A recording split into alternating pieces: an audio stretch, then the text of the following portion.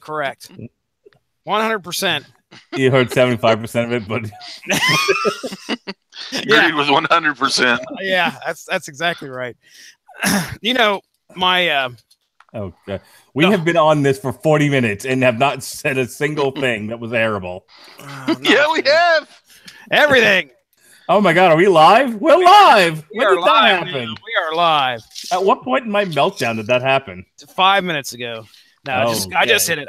But Father, I've forgotten how to dress myself. I don't know how to lay down, Dad.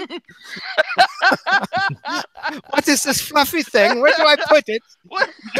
Okay, what bit are you guys doing? We don't know. Okay, just checking.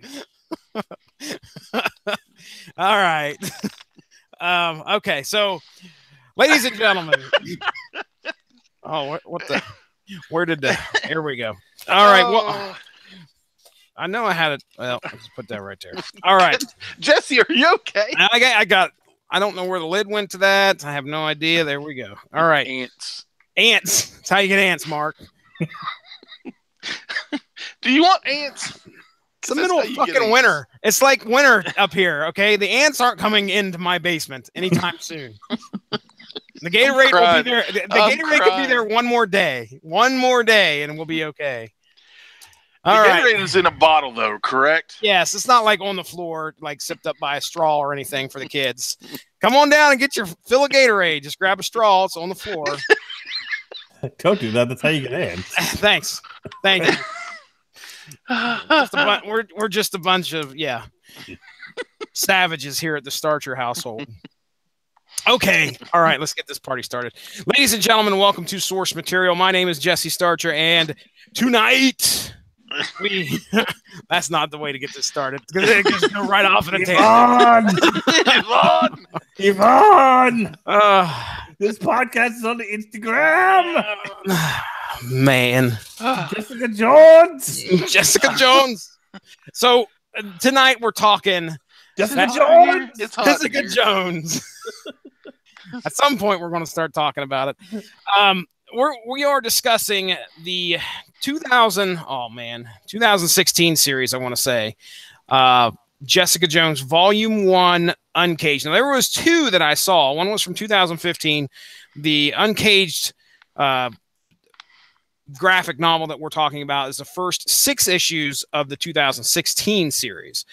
So we're doing this for a reason, and here to tell you that reason is Mark Radulich. But before we get to him, I got to say hi to Ronnie Adams. See how I do those intros.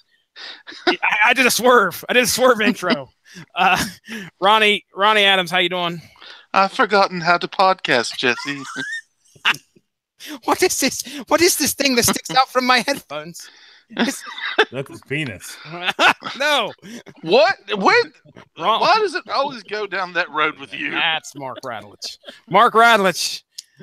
Hello. Never-ending penis jokes. Isn't it awfully nice to have a penis? Oh, missed the soundboard. So, Mark, we chose Jessica Jones. You chose. Are we already done with Jesse? With Ronnie, rather? No, yeah, Ronnie said his piece. Everybody knows what he sounds like. He made a joke. Let's hear from Ronnie Adams. Shut up, Ronnie. All right. Right?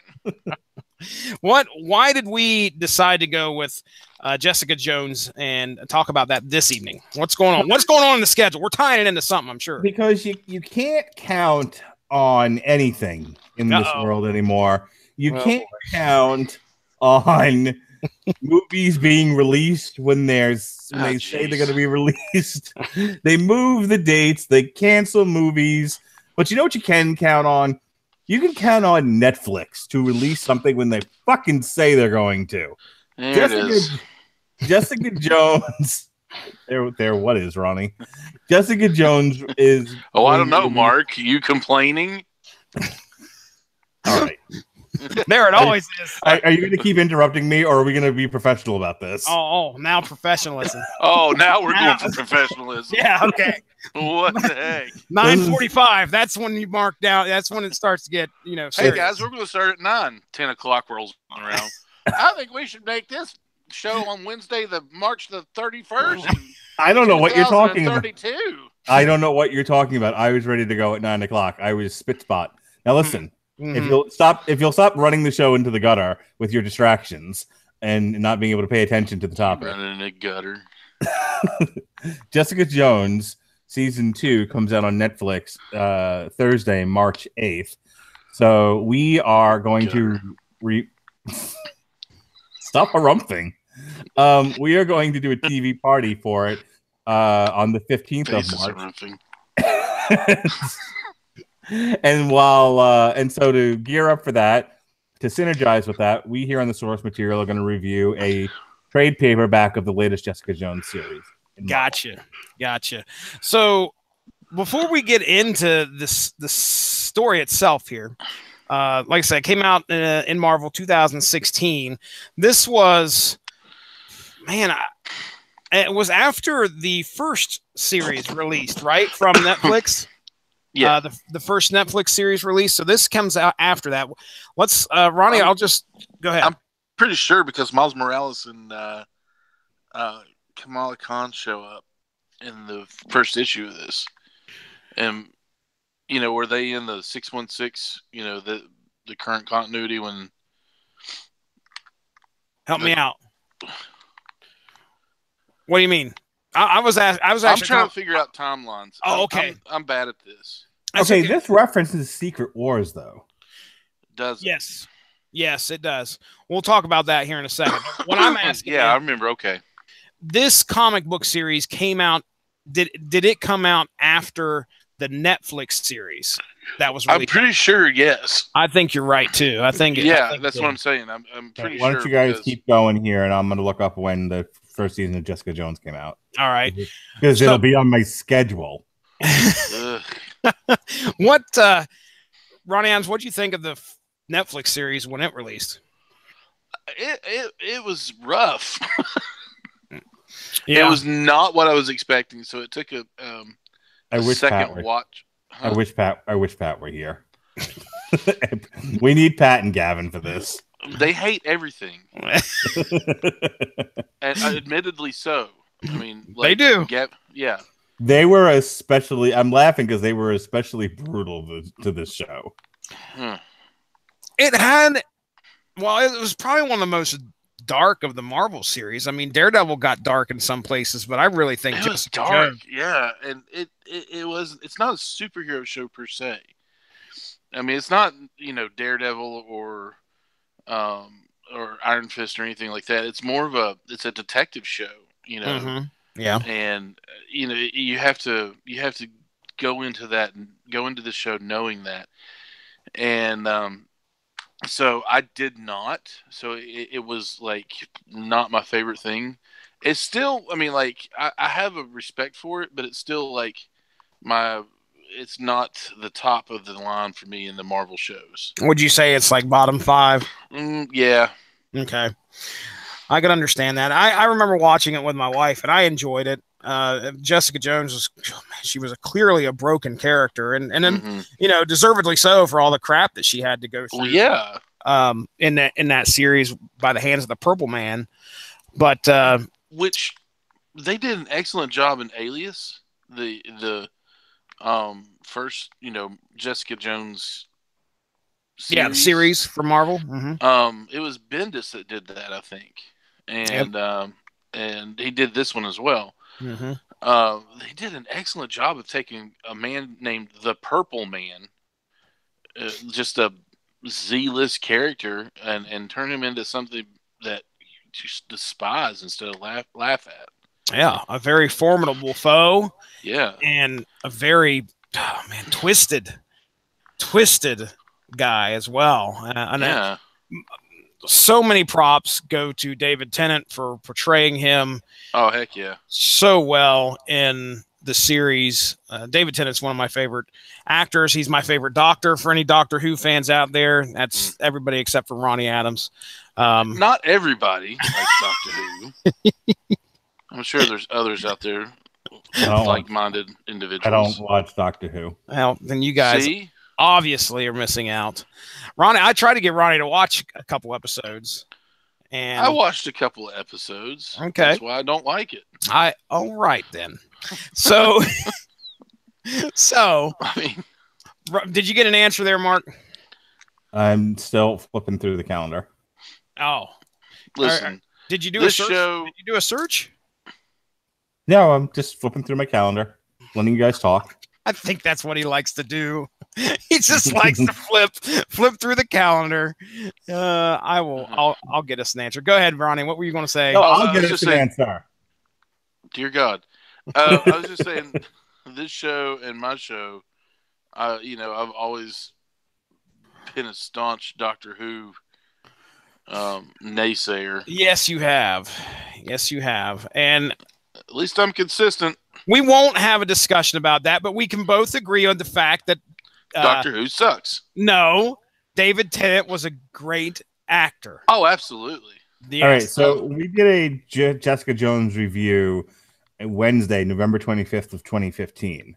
Okay, so the series came out, and then Netflix series came out, and then this comic book series came out. So this is a character that if you were watching Netflix and it was brought to you, this was Netflix was your first exposure to that character. This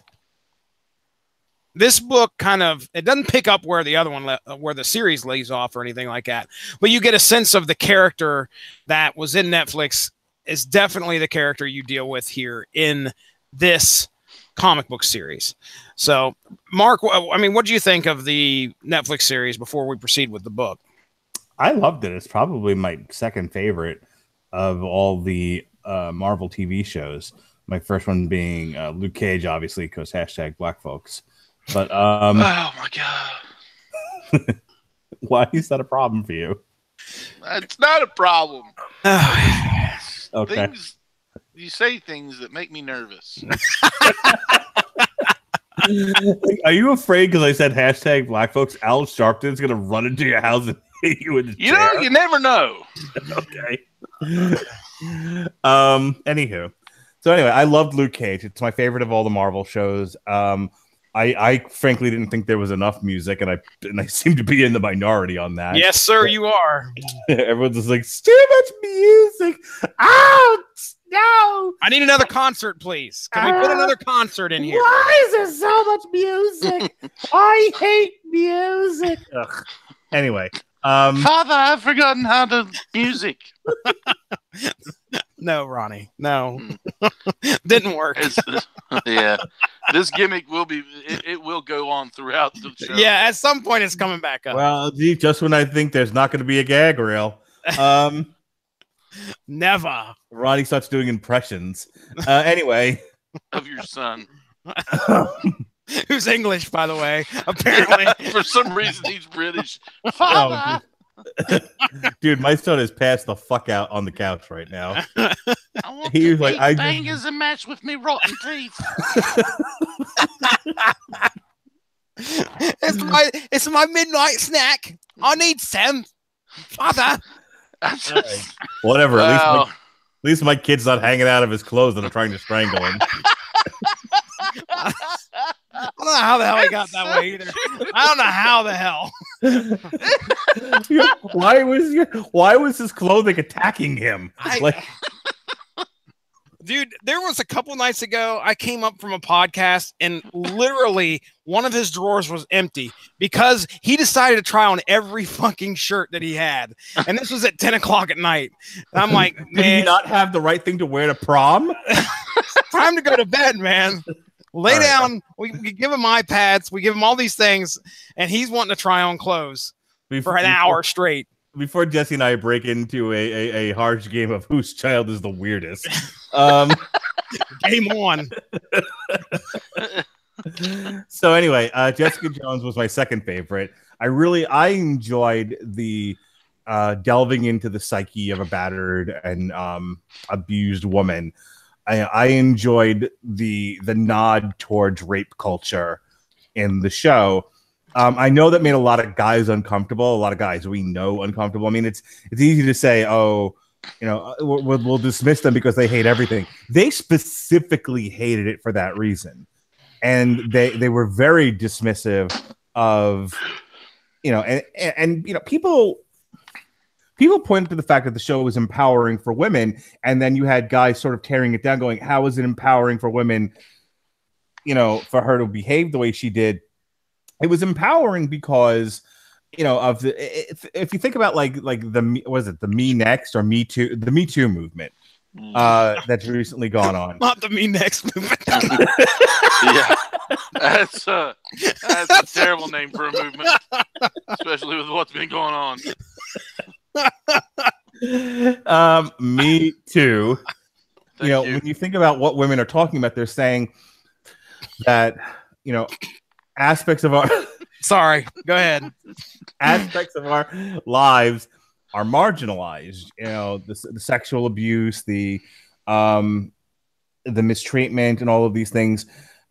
It's only been in recent years that women could speak up en masse, and only en masse were they even acknowledged and something was done about it. Mm-hmm. And I think Jessica Jones spoke to that, and it spoke to it well. And I don't think a lot of guys are comfortable with it. I am a feminist. Hear me roar. Actually, I'm not a feminist. Hear his agenda. I feel that I have to clear something up, gentlemen. Hang on. Jesse, would you please ask me about my feminist agenda? Go ahead, Ronnie. I don't think Mark's child has rotten teeth. I was making fun of British people. Well, terrific. Well, that really makes things so much better, Ronnie. I like how. Would you like to say anything about the Russians? While I like how I'm the one. Half of our audience. I like how I'm the one that's focused on the topic tonight. Yeah, that's true. Mark is trying to play straight laced after we said go. He did say professionalism. It is 9:57, so. All right. So, Ronnie, we're still talking about what we liked about the character. Can we please talk about the book at some point? Yes. No. You guys are going to be doing a. We're going to be. I'm part of it. Yeah, I'm part of the synopsisizing. Yeah, something like that. But yeah, we do the TV party tonight for Jessica Jones season 2, which will be releasing before. What, the weekend before this show airs, right, Mark? Nope, try it again. It'll be airing. Okay, this show airs on the Rattlers and Broadcasting Network on Spreaker and on iHeartRadio now on March 12th. The TV party tonight for Jessica Jones will be on Thursday, March 15th. And in between is A Damn You Hollywood for a Wrinkle in Time and Ministry America Can't. When does the series season 2 Jessica Jones drop? I've already told you this. It was March 8th. March 8th. I didn't hear that. I didn't hear that. I literally didn't hear it. Too busy trying to rescue your son from being strangled by his pajamas. March 8th. Okay. All right. Your son forgot how to lay down. He's. You want me to send you a picture? No. That's all right. No, weirdo. Start a trend. Whenever you're weirdo, you want pictures of my kids laying down. Okay. I said no. Moving on. Thank you. Jessica Jones. All right, so we have a tale. We have a tale here that is told by one Brian Michael Bendis, the man who brought Alias back to life, I guess you would say. Or Alias, Jessica Jones back to life. I can't even remember when the original series dropped. It was I want to say early to mid 2000s. I could be wrong.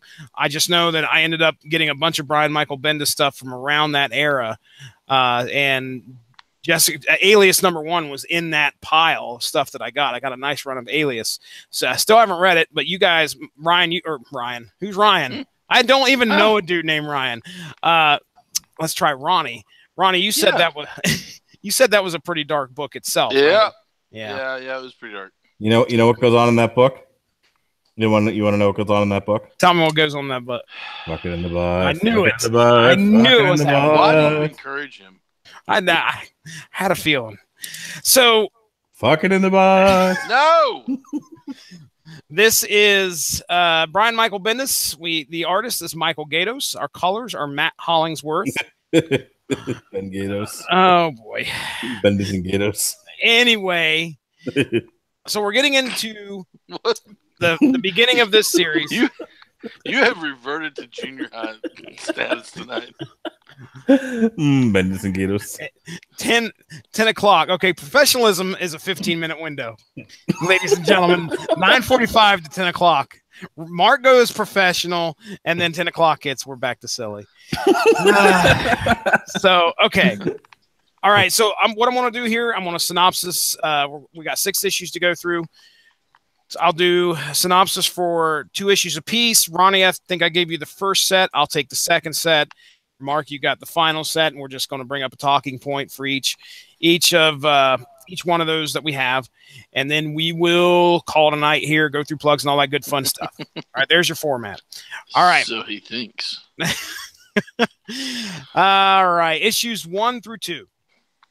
Jessica Jones. Now it's Mark. You called it Uncaged, which I imagine is the name of the trade. That is. I don't know if that's the name of the actual story that's being told, because it's not. I didn't see the name or the title Uncaged show up throughout. Just the name of the trade. It's the name of the game. The name of the game. Sing it. Listen, all you motherfuckers. Okay. All right then. Listen, all you motherfuckers. Blade. Was it now? Mm-hmm. Yeah. What was that? Blade 2. Listen up, all you motherfuckers. Bam, bam, bam, Chemical Brothers, I think. Why are we talking about this? All right, issues 1 through 2. Here we go. Jessica Jones, once an Avenger, is now getting released from jail. The reasons she was in jail are a mystery, but even more strange is the unknown person that posted her bail. Attempting to get back to what she considers normal, Jessica returns to her private eye business, Alias Investigations. But she has encounters with Misty Knight, Spider-Woman, and Luke Cage. The encounter she has with them, they are asking her the same question, all 3 of them. Where's Jessica and Luke's daughter? As she tries to avoid answering anyone who is asking, Jessica takes on a case for a wife by the name of Mrs. Brownlee, whose husband doesn't believe he is in the right reality. And she wants to hire Jessica to find out if that is actually the case. A day or so later, during the investigation, Jessica receives a call from the wife's phone, but there's a detective who looks an awful lot like Gus Fring from Breaking Bad, on the other side, insisting that Mrs. Brownlee has been murdered by her own husband. Before she can explain, she is attacked and knocked unconscious by the criminal known as the Spot. The Spot. What do you think of the Spot there, Mark? You ever see that guy before? I thought that was very Looney Tunes. It was. He's very much as he's a Spider-Man villain. Villain. Yep. Mm-hmm. I don't know if I've ever read anything with him in it, but yeah, I've heard of him. But as soon as I saw the fist coming out of he's unmistakable. He's just completely pale white with black dots all over him, and apparently he's invisible and can hit you like right out of nowhere. Very much like a Looney Tunes animation. But all right, Ronnie Adams. Missing a mallet. Yeah, there you go. Ronnie Adams, issues 1 through 2, my man. What do you think? Right off the bat, I mean, if you've ever read anything in the past with her, you don't expect Jessica Jones, unless it's like Alias or any of her solo stuff, to be this. What's the word? You don't expect her to be. We keep using the word dark, but you don't expect her to be this rough. I mean, but she is the epitome of the hardened private detective. The private detective movies you always see spoofed in other movies, or the actual movies where you walk into it's just a dark office with a desk in it and a liquor bottle in the drawer. Yeah, and they're talking to themselves. Why'd she have to walk into my office? Kind of a deal. I mean, it's very noir. It's very, her whole situation is very noir, very, very detective, old detective movie-esque, and I love that because it's so different. Yeah, she's for a superhero, which we didn't really even talk about her power set. Can she fly? Because that comes up a couple times. I don't know if she can fly or she can. or she jumps. One or the other. I know she could jump. At one time, I thought she had the power of flight, but not like. It's kind of like Jessica Drew. She can levitate really fast. Okay. Or you know what I mean? Yeah. It's not like oh shoot, sorry. It's not like who am I looking for? Superman flight, or even though that's a different comic book company, or anything like that. It's very limited. Okay. So I'm not sure if, and in this, she just looks like she's just jumping. Yeah, like she keeps talking about how she bleeding. So yeah, and also there's, let's see, she's got super strength. Mm-hmm. I mean, I say super strength. I mean, it's more like a enhanced strength. Yeah. She's not as strong as Luke Cage, but she's pretty strong. And if you've watched the series, kind of what you get with that character is what you're seeing here. Yeah, that dark noir type of feel, and she's still seems kind of broken, kind of distant, very closed off to people, sarcastic. Right off the bat, they lead you to believe that right off the bat, they're like, "Where's the baby? Where's the baby?" Dude, I didn't even know. I'm okay. Well, I shouldn't say that because I have read a book that was called Secret War. Okay, now this was different from Secret Wars. This was I think this was an espionage Shield play where Nick Fury was involved, and I remember, I think it was Luke Cage who was. Either Luke Cage was in a coma or Jessica Jones was in a coma, but I remember for some reason there being mention of her being pregnant in that book. But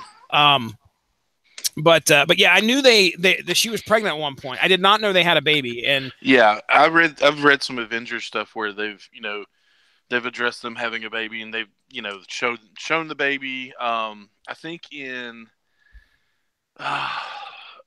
what's the storyline with the Secret Invasion? Okay.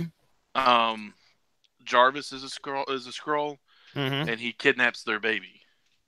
Oh, okay. And so I've read a lot of stuff where the baby has debuted. Squirrel Girl was her babysitter, for her nanny for a while. And that's where I found out that apparently Wolverine and Squirrel Girl had a thing at one time. Weird. Well, yeah. God, who hasn't Wolverine banged? Professor X. Good answer. I don't even want to go there. So, okay. All right. Yeah. So, yeah, I did not know that I didn't know she had the baby. I didn't know what all became of that. So, and clearly this is Secret War, I think, happened in like 2004. It was before Civil War happened, if I remember correctly. And everybody's mind was wiped, if I remember right also. But anyway, okay. What was the other thing that happened in here? I think it might have been issue 2 where they were kind of looking at that backstory where she was pregnant and Luke was talking to her. And I sent it to Mark here on the chat. Well, I sent it to all of us on the chat where he was reciting that story where he met up with Dr. Doom and he's like, "Give me my money, honey." Yeah. That's some classic of Luke Cage right there. What was the total of the sum of the money? $200. Yeah, that's right. $200. He went after a master of the Mystic Arts. And, and desperate ruler of a country for $200. Hey man, a bitch better have my money, not some, not half, but all my cash. That is no, wait a second, hold on. What is the name of that movie? I'm gonna get you, sucker. Thank you very much. See, I learned something. I just can't remember it. All right, Mark. Anything you would like to point out here before we move on? Sorry. God damn it. I enjoy a good mystery. And that's what this was. Why is she in prison? Why is she being bailed out by this? Who is this mystery person that bails her out? Why is she bailing her out? Is she going to betray Captain Marvel? Is she on the side of Captain Marvel? Why is she hiding the baby? This was very cinematic in that respect. Yeah. They threw a lot at you in the beginning, and by the end of the trade, it's all neatly tied together, but it leaves her, her decisions to go through with this plot and save the day and be a hero make her worse off than when she started, and that's kind of her tragic tale. It's one of the things I liked about the book. Things never work out for her, no matter how hard. Ever. Yeah. The universe hates Jessica Jones. She's the Charlie Brown of. If Spider-Man occasionally gets the girl, and has good things happen to him. She nothing good ever happens to Jessica Jones. And that's a key point to remember, because that not only do we realize that as readers, but she begins to realize that throughout this book. And of course we'll talk about that as we get towards the end. But yeah, it's just bad luck for her left and right. Again, am I wrong in saying the detective is Gus Fring? I wish I could remember the actor's name. That is that dude, right? Oh yeah. Oh my God, Pollo Loco or whatever the thing was from Breaking Bad. Yeah. Oh my gosh, looks just like him. And that had to have been on purpose. And I'm wondering if that pays off later on. Not in this series, or not later on. They eat chicken together or make meth. You know what? Or make chicken meth. Interesting. Feed meth to chickens. Did you guys recognize or realize or see? Did you see the color of his tie? A chicken eating meth.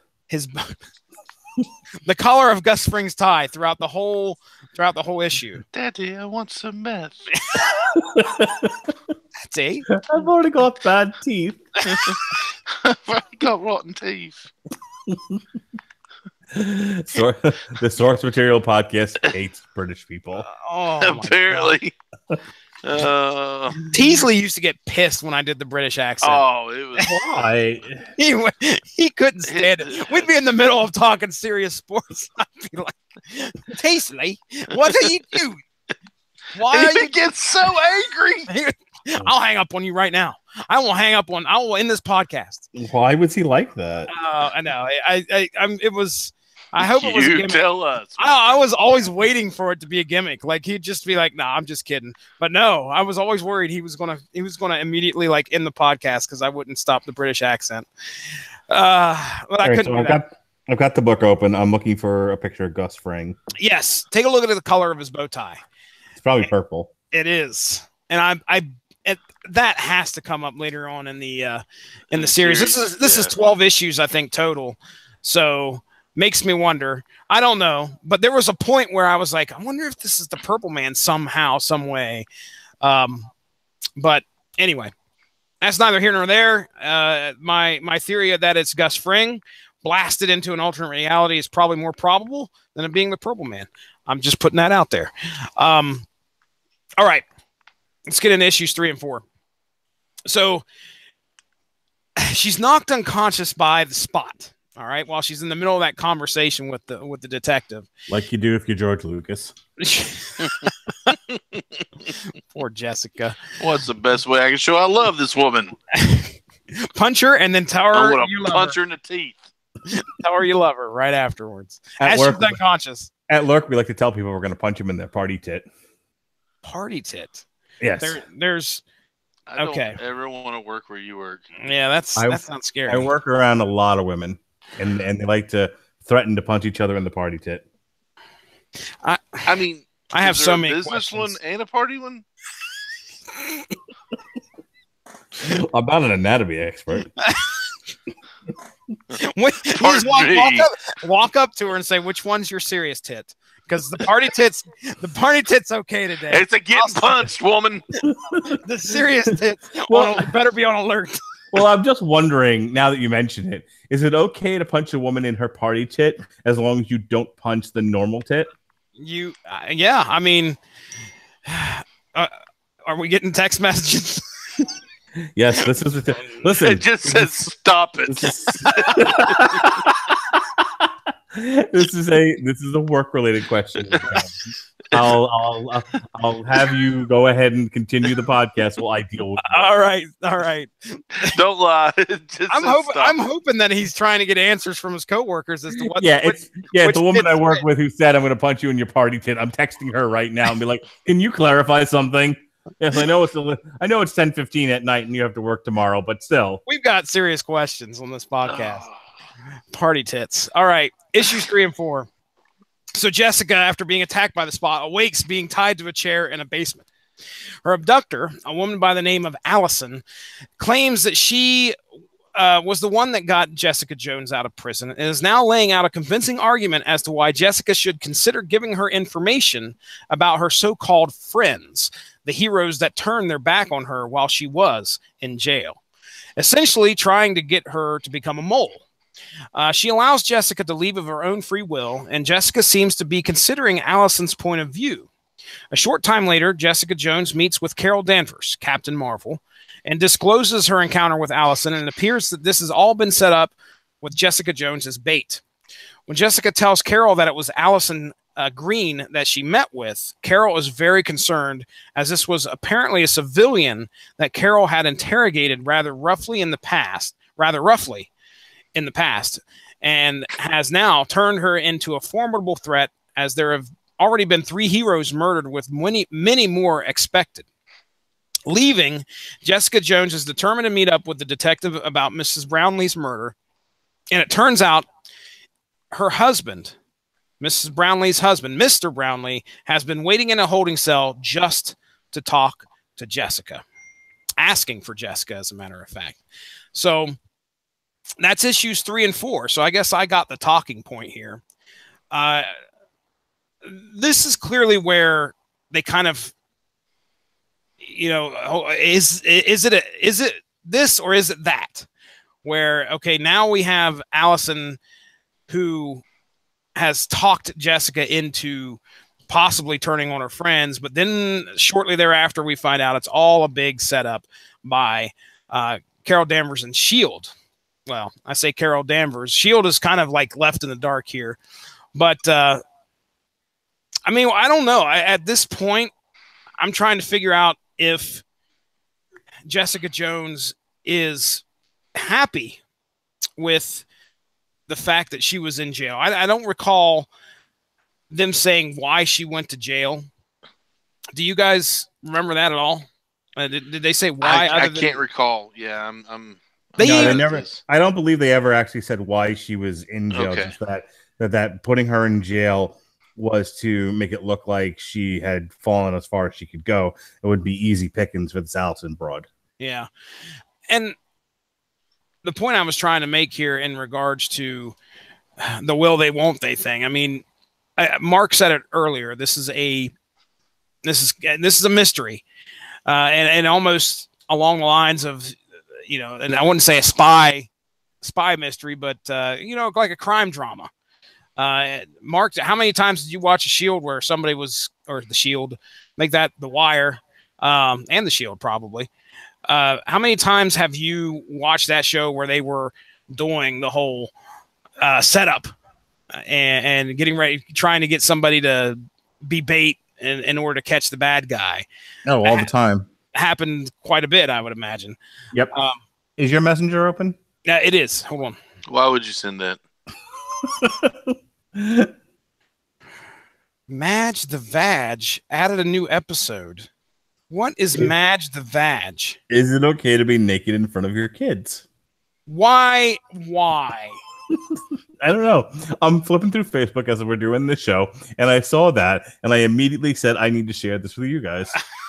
You need to know that this is in the world. Why is this woman's nickname the Vag? Why would you nickname yourself the Vag? I don't know.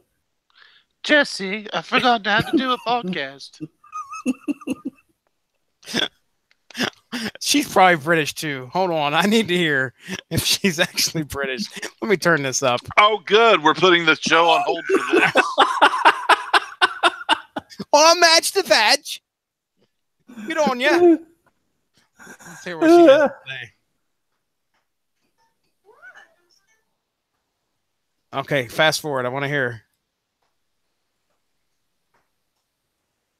Okay, no, Not British. not British. All right, can we move on now? Oddly enough, she's German. How do? Oh my gosh, that. I'm glad that's a question that needs to be answered tonight. So, ladies and gentlemen, if you need to know if Mad's the Vag. Yeah, please go check out all of her stuff. Not a sponsor. Or don't.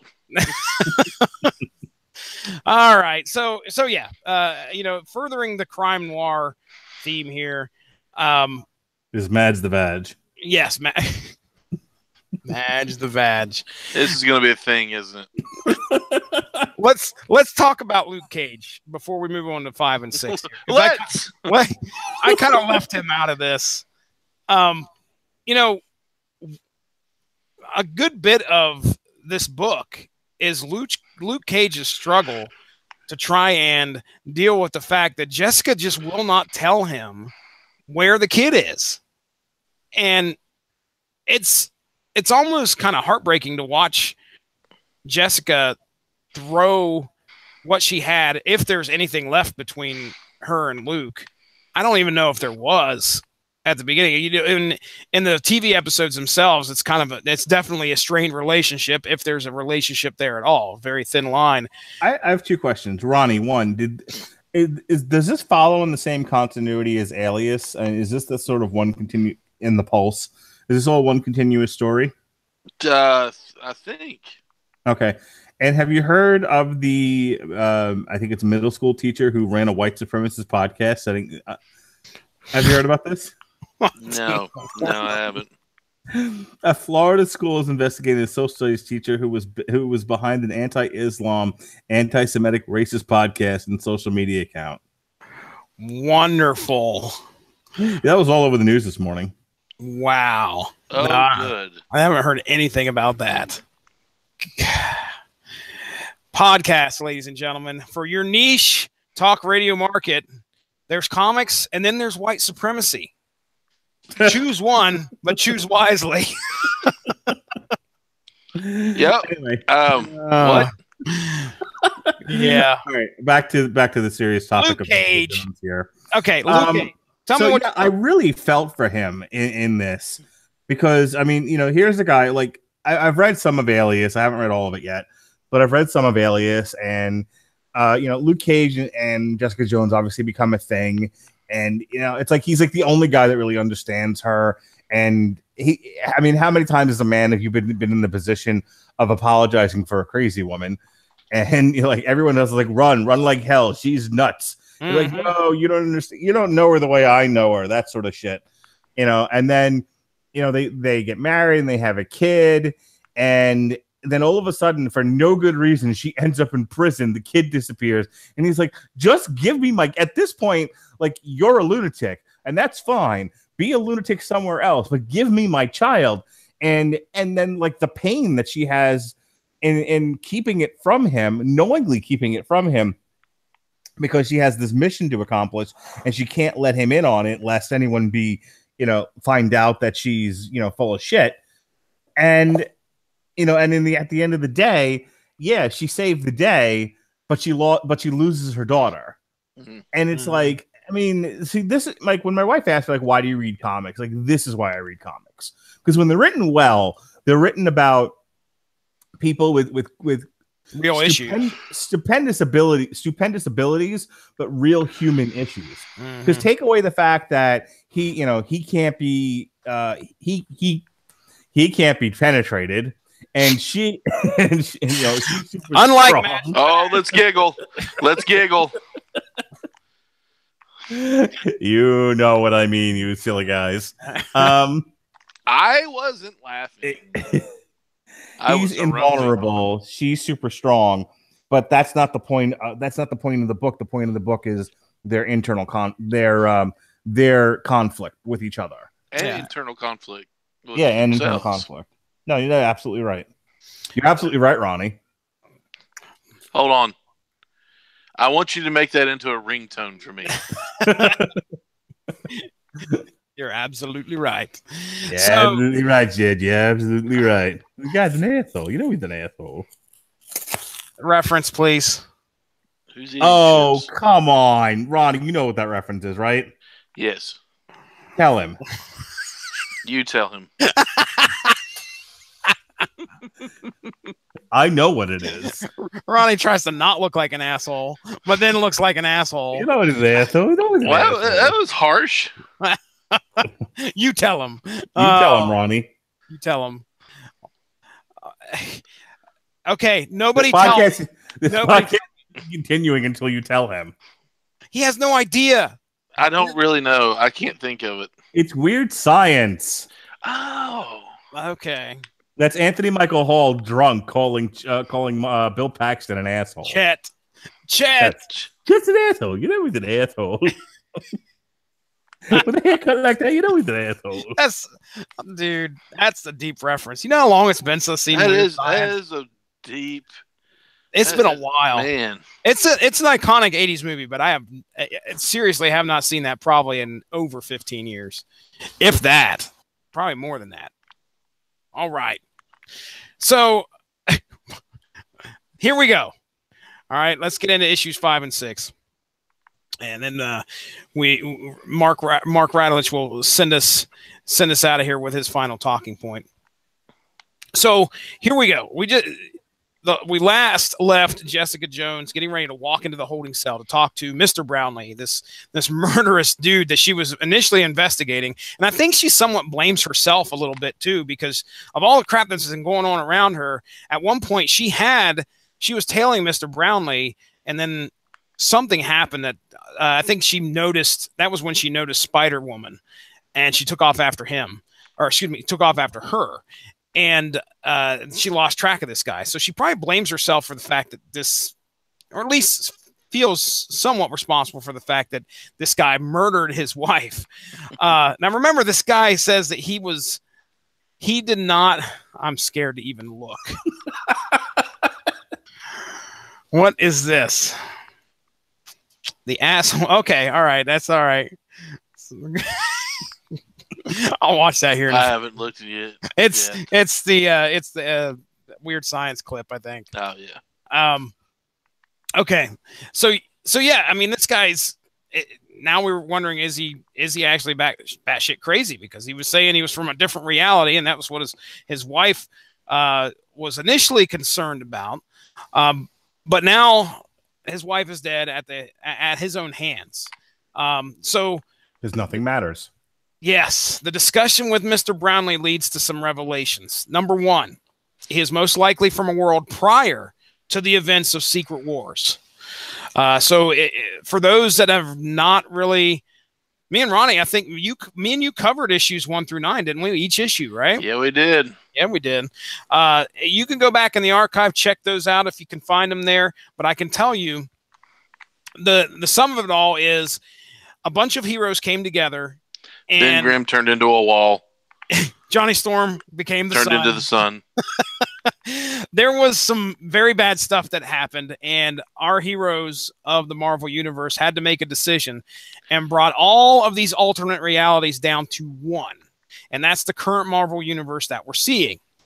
So what they thought happened, there were some heroes that remembered this occurring, some that their minds were completely wiped and think that this reality is the reality that's supposed to be. There are also some civilians out there, such as Mr. Brownlee, that for some reason or another remember the reality that they were in and are now stuck with this reality. And that has drove him. Number two, I was going down a list here. Number one, he is most likely from a world prior to the events of Secret Wars. Number two, he remembers everything that the heroes did to try and save one reality while ending scores of others. Number three, this realization has drove him insane to the point where he killed his wife and drank her blood. Number four, he now believes nothing matters. And his story is so convincing that Jessica now has even more reason to distrust the heroes, her friends, that surround her. Now, after this discussion with Mr. Brownlee, or interrogation, however you want to call it, whatever you want to call it, he confessed, so there's not really much to interrogate about, but just this discussion with him, Allison returns, and Jessica is now more than willing to accept her offer of money in exchange for information so her and her daughter can get away from New York and this insane life. She gives Allison all the info she needs to take out Captain Marvel, Carol Danvers. And Jessica says she wants to watch because what difference does it make? Nothing matters. As Allison, Jessica, and the Spot lure Carol Danvers to the same place they had met a few days before, the attack begins.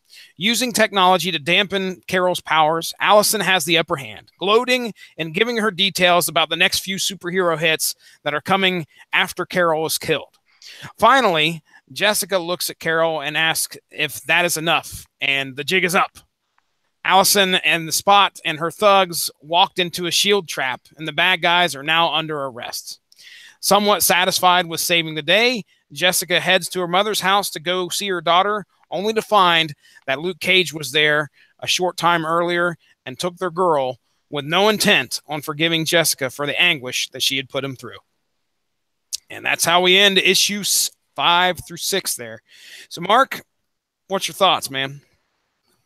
Well, like I said before, God, if you whether or not you have a child, you have to totally sympathize with Luke Cage and what he was going through, you know, and he has no idea what she's doing or why she's doing it. She just knows that he hid his kid. And I know that there's no good reason. There's no reason good enough for my wife to ever hide my kids from me. Mm-hmm. So, you know, imagine how he feels, you know, and then turn it around and imagine how she feels, where she's like, I'm not doing anything wrong. I got her out of harm's way because I have to go deep cover to get this woman who's out to get the superheroes. And, you know, and it's like even when she wins, she loses. Yeah, and it's not like Luke Cage didn't give her a chance after chance to just say, all he wanted was her daughter. Why couldn't she just say, okay, well, yeah, go get your daughter. I'm not telling you anything here that I'm doing, but you can go get her. And I don't think you think your wife would willingly give up her, you know, having control of where her children were. I don't know about that. I mean, I kind of can see where she's coming from here, but I would say that her daughter was probably, I don't know. I would want to say that we also don't know what the context of their relationship is. That's true. I mean, at some point she could have just walked away from both her and the kid and said, I'll be back when I'm ready. And he probably would have taken her back, no harm, no foul. Mm-hmm. But we don't know where they are in their relationship when she's just like, nope, I'll just bring the kid to my mom's. Yeah, and the relationship with her mom, she was intent on hiding her daughter from anybody trying to find her, because there's a point where I think Luke and Iron Fist are sitting there talking about, okay, Luke's pissed. He's clearly pissed. And it takes Danny Rand saying, okay, well, you know, where would be the last place that she would take her? And you know, finally Luke realizes, well, yeah, it's because her and her mom haven't talked in forever. That's something that leads him to believe. Go ahead. The other thing to think about is this woman, you know, it all ended up working out rather neatly, but what if it didn't? And what if this woman tried to hurt Jessica? She would immediately go after Luke Cage and the kid. True. Or, you know, she would at the very least go after Luke Cage and the kid would be in harm's way. Yeah. So that's, I think, the other reason why she went out of her way to hide her with her mom, where nobody looking for a superhero's kid's going to go look. Yeah. I think overall, you know, last year, from my deathbed, we reviewed the Greg Rucka Wonder Woman, rather. And I remember, well, we actually just reviewed the one story, but it was edited into the Greg Rucka trade paperback run for Wonder Woman. And I remember talking about the Greg Rucka run and saying, like, this is a really weird comic book because nothing like really heroic happens. It's like Wonder Woman just kind of walking around doing stuff, you know, and being a diplomat, but going shopping. You know. Well, this was Hikatea, if I remember correctly, right? Yeah, yeah. Mm-hmm. And while it's not, I wouldn't say it's that level, but it you know, it really, a lot of this story is just the trials and tribulations of this really broken woman, which is weird for a comic book when you know in the hero universe. There are lots of different kinds of comic books out there. Not every one of them is about heroes, but Marvel and DC, that's both. Well, no, Marvel, that's their stock and trade. DC stock and trade is the universe exploding. Well, here's something to remember. It's coming to get everyone. Here's something to remember, though. What the writer that we're reading right now is about to be unleashed on Superman. Brian Michael Bendis is going to be taking over the helms, the helms, the reins, helms, the reins, Shane Helms, the Hurricane. Stand back. Stand back. He is about to take over writing Superman. So these tales that we're hearing, being told that are it is, isn't it? I mean, we talked about what we thought he was going to do on the Brian Michael Bendis show. Superman, I don't think was one of the options. I don't think so. We didn't think that was going to be happening because it's such a grand scale and such a huge character. I'd rather see him like Hawk and Dove or it's going to be interesting to see if Batman. The personal tales that, I mean, Mark, you're right.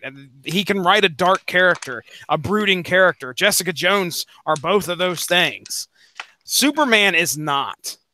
So but I'll tell you what, I can see why they made the decision because I'm already interested in reading Superman, and I own very, very few anything Superman. I really don't like the character.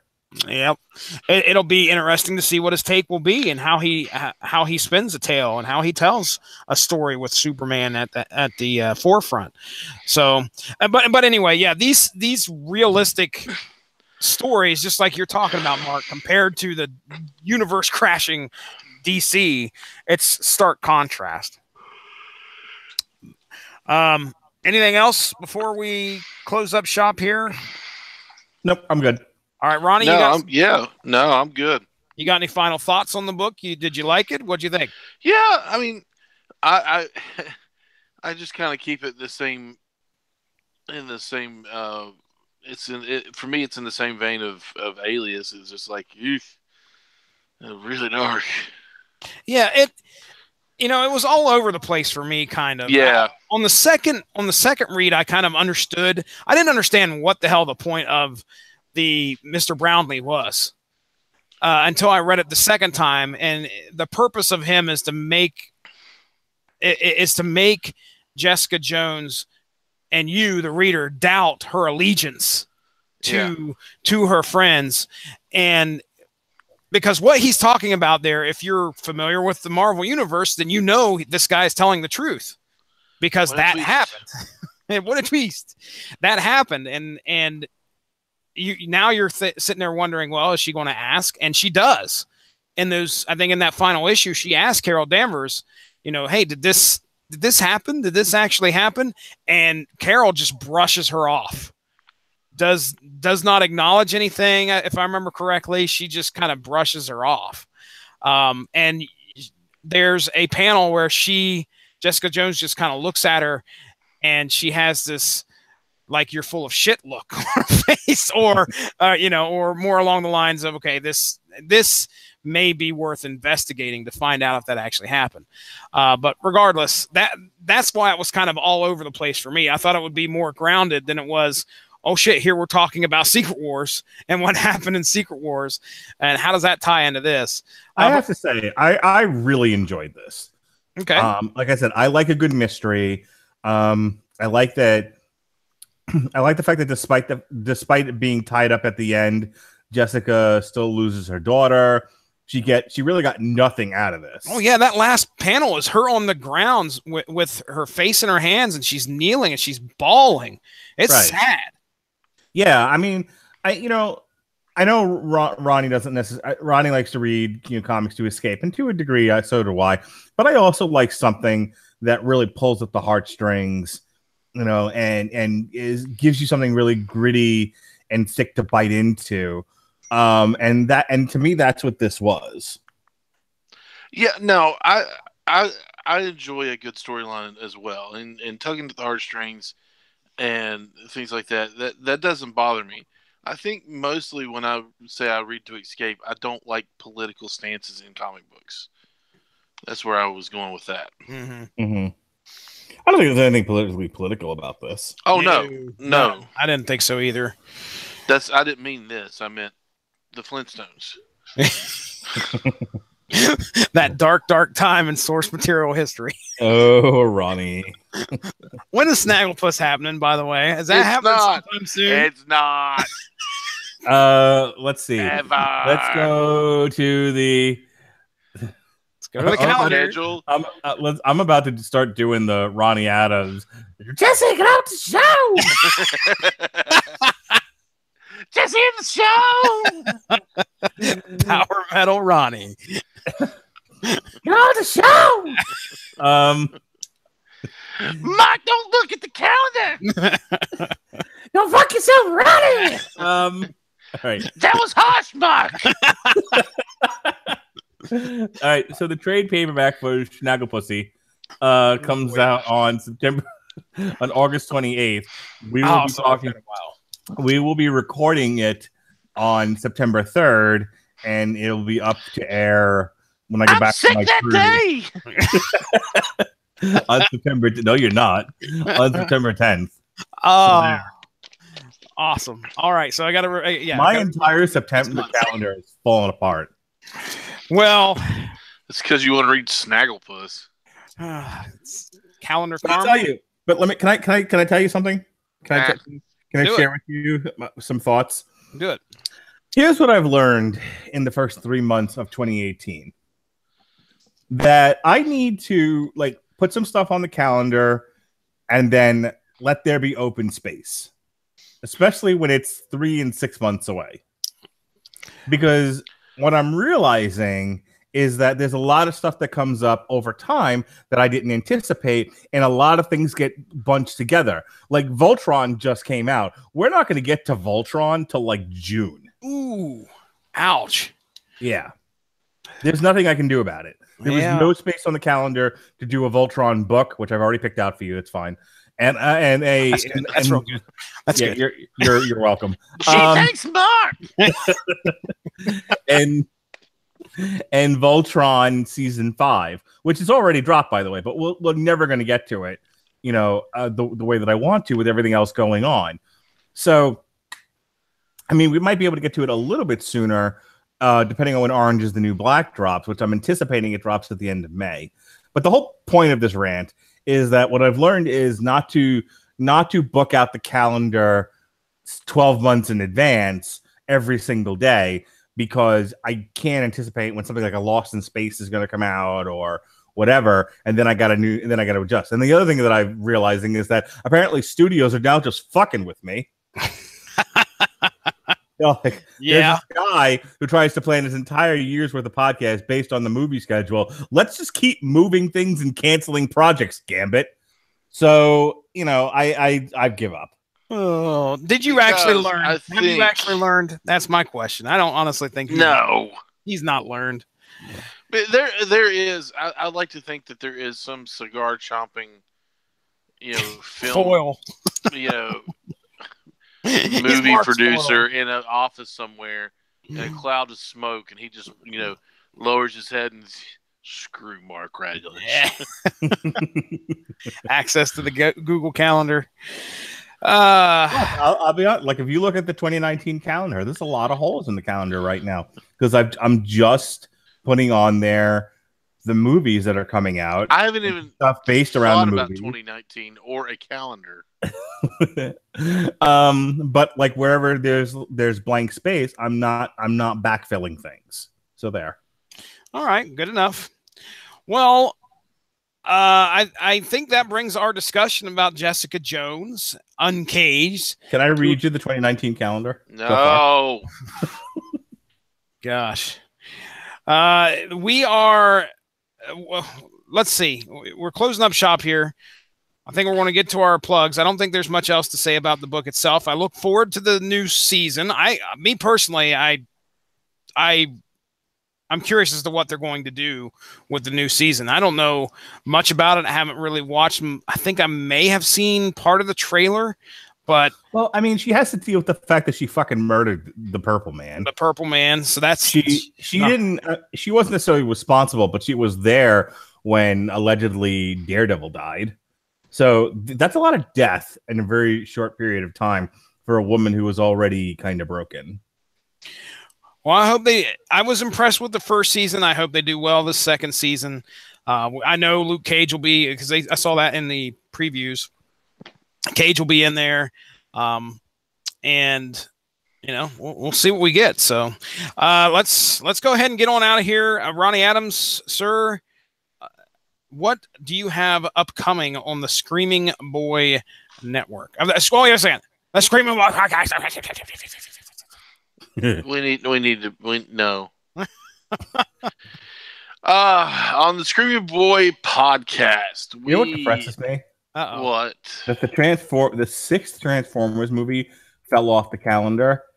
It dropped from the 2019 calendar, which means that my plan to cover all Hell Megatron. Every time I'm starting plugs, he comes off with some harebrained story. You know what I hate? I hate cheese. Why? Who? On the Scream Boy podcast, yes, Ronnie. We have a episode that's going to drop tomorrow.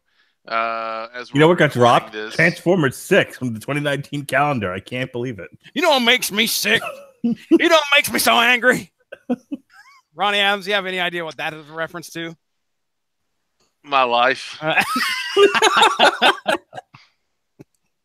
Earl Pitts, American. All right, go ahead. It doesn't matter anymore. No. I wasn't going to say anything. Wait. I don't drink. I would be lying if I said I hadn't thought about it after this. After doing this show. Let it be known. On the Screaming Boy podcast, as we're recording this tomorrow, we are dropping our Let's Go to the Arcade episode, where Jesse Starcher, Pat Mullen, Totally 80s Pat, Josh Calandros, and myself all talked about, the American arcade, where we went and dumped our quarters after searching the couch cushions and breaking the piggy banks and just fed our money into these machines because there was nothing like it. Our consoles, if we had them, did not live up to the graphics and the quality of these giant cabinets with screens in them. We talked about classics like Dig Dug, and the one we missed was Centipede. How did we miss that? Yep. But we Dig Dug and Street Fighter and Mortal Kombat and Teenage Mutant Ninja Turtles, and Dragon's Lair. The most expensive of all sucky games. Dude, do you remember Dragon Lair's sequel? Dragon Lair 2, Dragon Harder? I don't know. Space Ace! It wasn't actually a sequel. What? It wasn't a sequel, but yeah, I do remember Space Ace. Space Ace. Didn't do as well as Dragon's Lair. No, it did not. It wasn't as good. So, yeah. But yeah, we talked about that, and Jesse regaled us with stories of defecation. When he was if manager. You see the yellow tape, do not cross the yellow tape. That's all I've got to say, ladies and gentlemen. Don't do it. Air hockey's not that important. It's really not that important. Do you not smell the crap? All right, it's here. Trust me. And if you haven't caught on, someone pooped in the arcade. But yeah, we had a lot of fun. We've done other episodes. The Empire Strikes Out, where Jesse and I talk about why people hated The Last Jedi so much and why they were wrong. And we've got a lot of other episodes on there. We're on iTunes, TuneIn, Stitcher, and right here on the Radio Legend Broadcasting Network on Spreaker and iHeartRadio. That's right. Yeah, and social media. You can find us on Facebook, Screaming Boy Podcast, Instagram, Screaming Boy Podcast, and Twitter at Screaming Boy PR. Also, a little personal thing that actually Cole Marion Tet was on was on Source Material. Huh? Yeah, it was on Aquaman, our Aquaman episode, and he actually, I saw him do this, sign up for this, and he inspired me to sign up for Extra Life on extralife.org, which is I will be playing video games, streaming live, the whole nine, up until the month of November 3rd, at which I will have a 24-hour live gaming marathon. And the entire time I'm doing this, I'm also taking donations for Children's Miracle Network, more specifically Duke Children's Hospital. So all the money goes to sick children. So it's actually a fantastic way to drop a few dollars. It doesn't have to be anything big. You know, you can do $5, whatever you want, $1. But if you know, sharing monetarily is not in the cards for you, then if you see it on social media, please share it that way. You know, get the word out to other people. You know, so they can share it. You know, and that way we can get get some green in there for some sick kids. Money is what I mean. That's right. All right. Mark Radulich, regale us of tales of the schedule. You can find podcasts on. You know what bothers me? Well, people interrupt my plugs for no reason whatsoever. Does it? Tell me in great detail how that bothers you, Ronnie. Mark. No, what I want to know is how much does it bother you when I interrupt you? I don't know. You should try to. Mark, do your plugs. Do your plugs. I'm trying to, but you insist on doing a bit. Do them. There's a podcast. Do your plugs, Mark.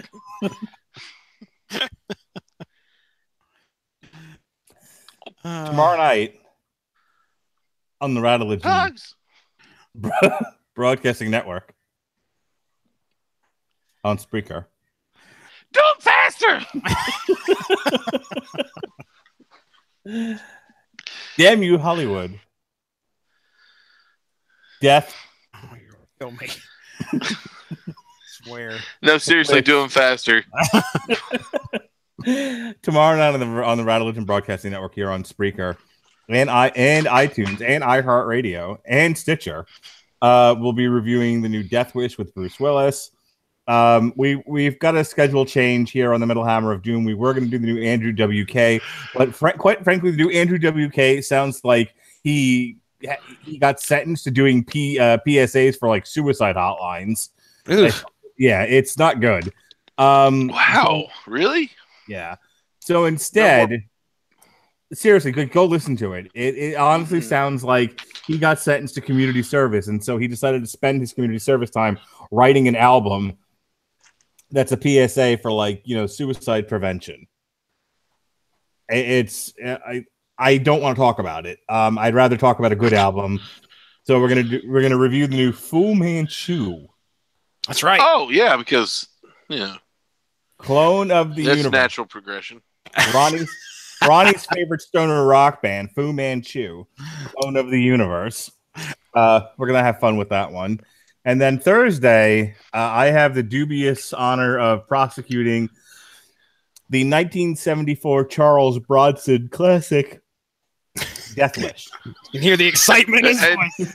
He loved it, apparently. It's not a great movie. I understand why people like it. You know, it's just, you know, it's a revenge, senseless violence tale, but it's really not a good movie. Mark, have you seen the new one? Yes. What did you think? I liked it. Yeah, good. I did too. It's better than the 1974 version. My mom went and saw it over the weekend.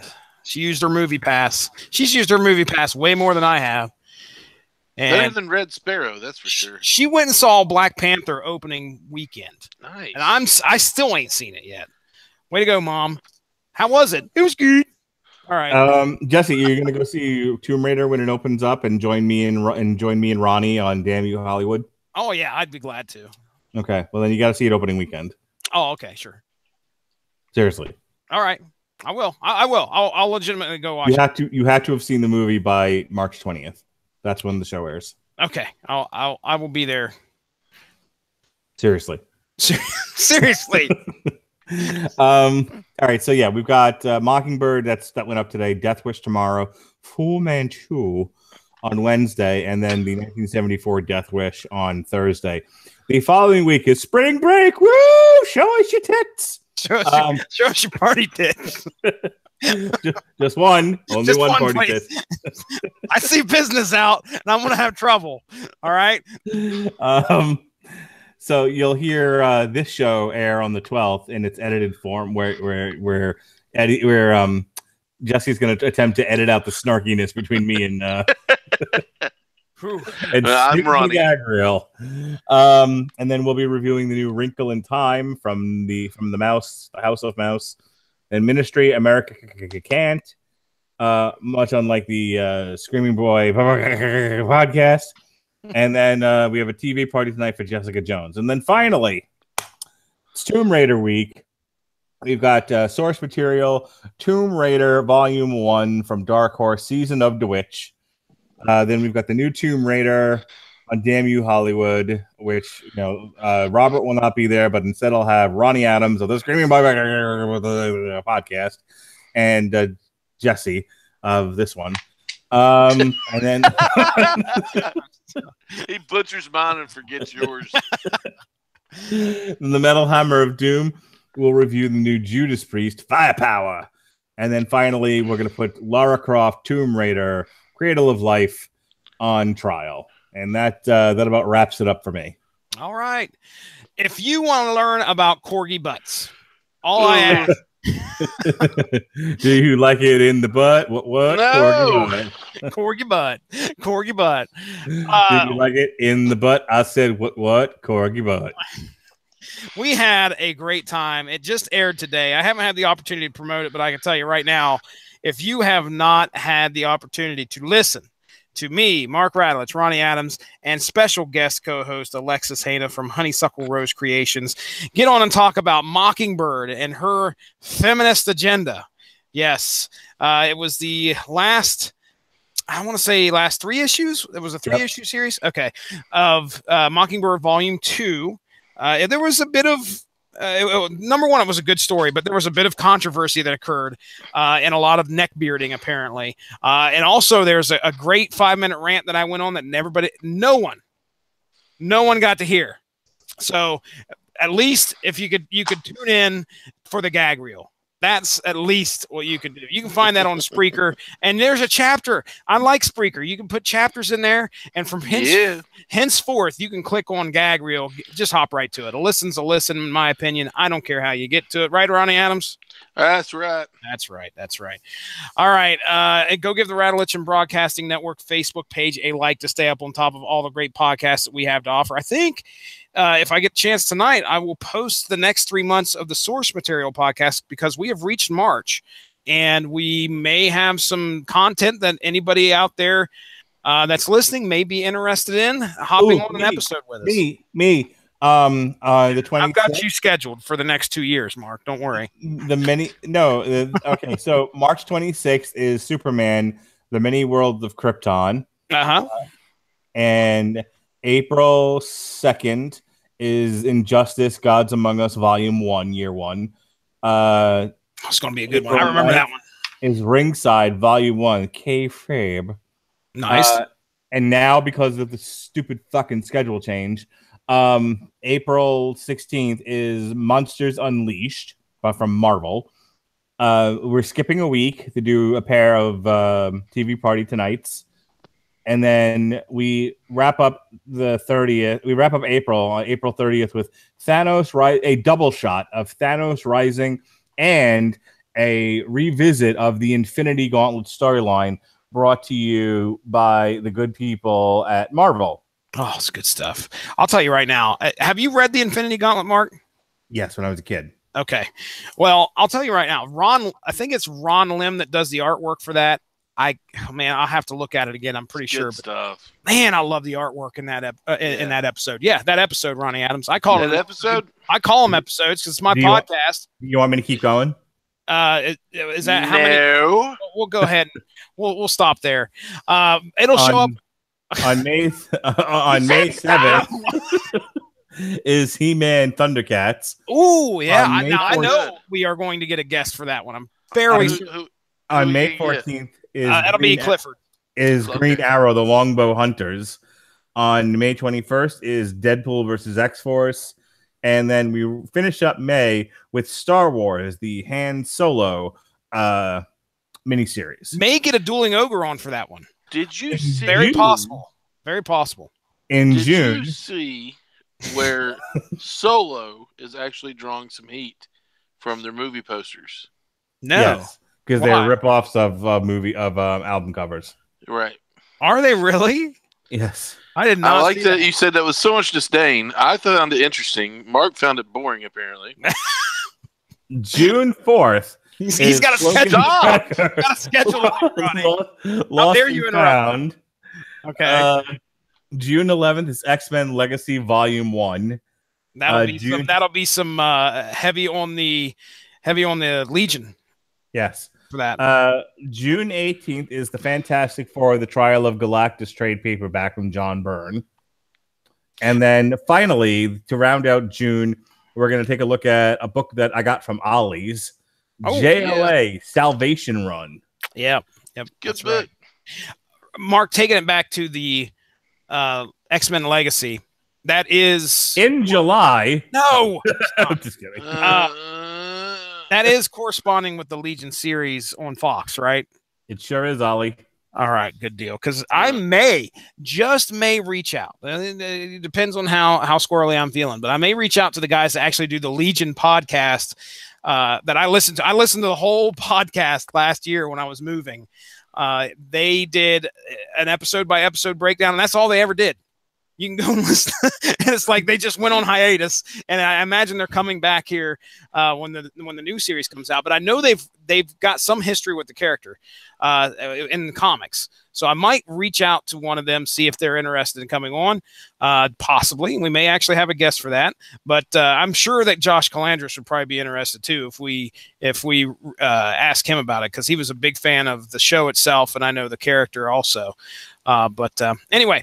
So, like I said, Radulich and Broadcasting Network Facebook page. We're going to post those there. I'll probably post the schedule here later this week. And shout outs to anybody who's interested in joining us for any show. That'd be great. So, for Ronnie Adams, for Mark Radulich, that's right, and myself, Jesse Starcher, this has been Source Materials coverage of Jessica Jones Uncaged. I want to wish everybody a great evening. Wake up, America. Good one. Later. Bye. Bye.